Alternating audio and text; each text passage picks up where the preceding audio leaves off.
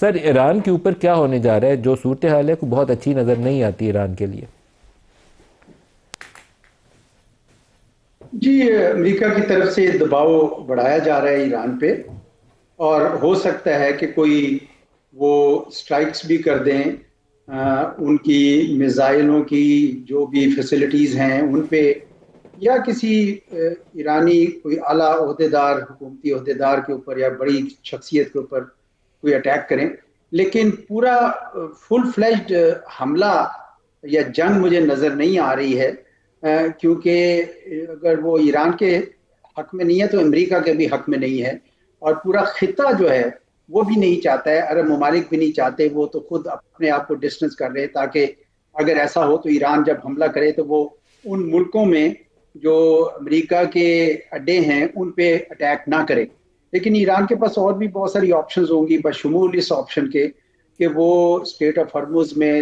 تیل کی ترسیل کو بھی تھوڑا بہت روکے تاکہ دباؤ بڑھے. تو ایران کے لیے تو یہ بہت ہی یعنی سنجیدہ قسم کا وقت ہے، لیکن امریکہ کے لیے بھی میں سمجھتا ہوں کہ اتنا آسان نہیں ہوگا جتنا انہوں نے سمجھا تھا یا کیا تھا وینزویلا کے ساتھ. اعزاز صاحب، جو اس وقت دنیا ہے پوری وہ ایک بھونچال کا شکار نظر آتی ہے. ایک طرف لگتا ہے کہ سونا ہے اس نے کہیں رکنا ہی نہیں ہے. آج $5300 کو پر آؤنس ٹچ کیا انٹرنیشنل مارکیٹ کے اندر، اور اس کی بڑی سبب سونا بذات خود تو خبر وہ بنتی ہے، لیکن اس سے بڑی خبر یہ ہے کہ یہ ڈالر کے ممکنہ کریش ہونے یا اس کے اوپر مزید دباؤ آنے کے سبب پوری دنیا، چین، روس، جتنے برکس والے ممالک ہیں وہ سارے سونے کے اندر سرمایہ کاری کر رہے ہیں. کیا ڈالر کا کرائسس بہت بڑا بننے جا رہا ہے آنے والے دنوں میں؟ بن سکتا ہے جی، مجھے نہیں پتا کہ یہ فوری طور پر ہوگا یا دیر سے ہوگا، کسی کو بھی شاید نہیں پتا، لیکن ڈالر پہ دباؤ آئے گا، کیونکہ جس طرح کی خارجہ پالیسی امریکہ نے اس وقت ڈونلڈ ٹرمپ کے تحت چلائی ہے، اس میں ان کے دشمن زیادہ پیدا ہو گئے ہیں، اور سارے اب یہ سوچ رہے ہیں کہ ہم کیوں اتنا امریکہ کے ڈالر کے اوپر ڈیپینڈنٹ ہوں، ہم نے کیوں اپنی ریزرو کرنسی ساری امریکہ کے ڈالر پہ رکھی ہوئی ہے، کیوں ہماری تیل کی قیمت جو ہے یا باقی بھی کموڈٹیز کی قیمت تیل کے یو ایس ڈالر کے ساتھ کیوں منسلک ہو. تو چنانچہ یہ دباؤ بڑھے گا، اور ایسے ممالک ہیں جس طرح چین ہے یا روس ہے، وہ تو پہلے سے یہ خواہش رکھتے ہیں کہ آہستہ آہستہ ہم کوئی اپنی کرنسیز میں بھی ٹریڈ کریں. ایک چیز جو ان لوگوں کو روکتی ہے، ان ملکوں کو، یہ ہے کہ انہوں نے بہت بڑی تعداد میں، مقدار میں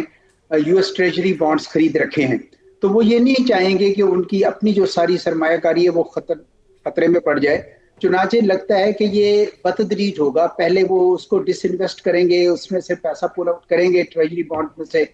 اور پھر اس کے بعد وہ ڈی ڈالرائزیشن کی طرف جائیں گے. یورپ کا بھی یہی حال ہے کہ یورپ تو ایک سگنل دینا چاہ رہا ہے امریکہ کو کہ دیکھیں ہم انڈیا کی طرف بھی جا سکتے ہیں، ہم چین کی طرف بھی جا سکتے ہیں، یہی چیز کینیڈا بھی دے رہا ہے، تو امریکہ کو ایک سگنل جا رہے ہیں. لیکن مجھے جو سیکرٹری جنرل روتے ہیں، مارک روتے، جو سیکرٹری جنرل نیٹو کے، وہ بڑے پورے اعتماد لگ آتے ہیں کہ یہ ٹرانس اٹلانٹک الائنس ختم نہیں ہوگا، اور وہ کوئی نہ کوئی گرین لینڈ پہ بھی حل تجویز کر رہے ہیں جو شاید امریکہ کو قابل قبول ہے کہ کسی طریقے سے آپ وہاں گولڈن ڈوم بھی بنائیں، اپنی پریزنس ری انفورس کریں، اور آرکٹک اوشن اور گرین لینڈ کے درمیان میں جو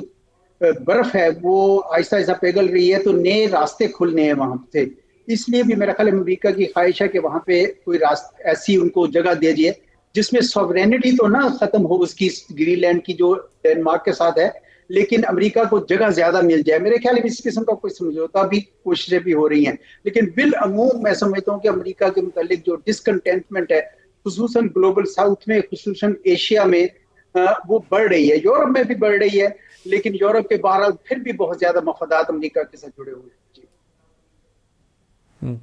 سر ایک لاسٹ کویسچن پوچھ لوں، جو یورپ نے فری ٹریڈ ایگریمنٹ سائن کیا ہے انڈیا کے ساتھ، اس کی کیا امپلیکیشنز ہیں؟ اور اسی طریقے سے برطانوی وزیر اعظم چائنا آنے والے ہیں، کینیڈین پرائم منسٹر ابھی وزٹ کمپلیٹ کر کے گئے ہیں، تو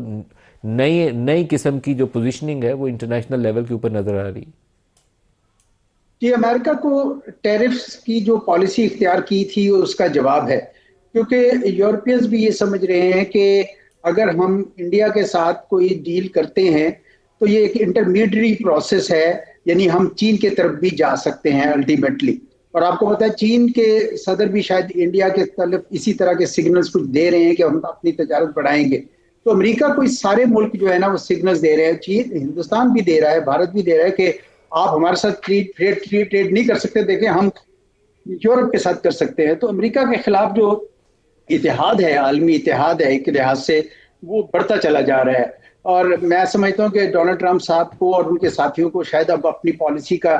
جلدی احساس ہونے لگے گا کہ طاقت کا جو کلی استعمال ہے یا صرف طاقت کے اوپر مکمل انحصار جو ہے وہ کبھی بھی اتنا